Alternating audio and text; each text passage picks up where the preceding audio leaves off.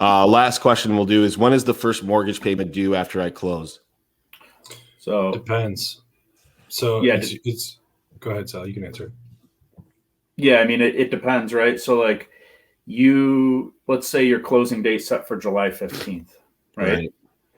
So I think a big misconception is when you make your mortgage, and this is a good thing too, when you get a payoff. Why is, my balance says it's 285. Why is my payoff 286, 200, right? Yep. And that's because when you make your mortgage payment, you actually pay the previous month's interest. That's accrued. Every day that you're in the house, interest accrues. Yeah. Right. So at closing, in that example where let's say it's a purchase and you're closing July 15th, right?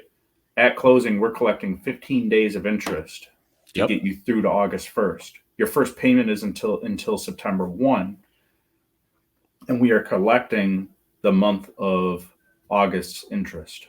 Correct. At your September 1 payment. Correct. So when you make your October 1st payment, that's the month of September's interest, right? So you basically can't live a day with a mortgage without paying interest. Correct. So with that being said, if let's say you close July 2nd, right, you have the option to make your payment August 1st instead of September 1st. And in that case, we will actually credit you 2 days of interest, right? At closing. Correct. But that's pretty rare.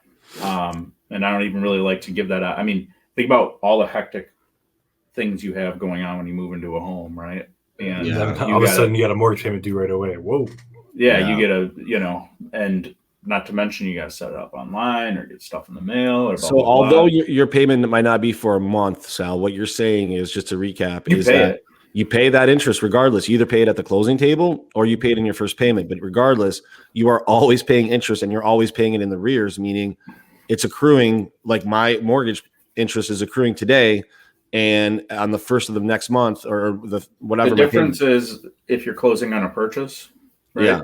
Your cash flow is less out of pocket because you aren't paying that principal portion either. That's it. So you're only paying the interest from a money out of pocket standpoint. Yeah, skipping the payment will help you, like especially if things are tight, right? Yeah.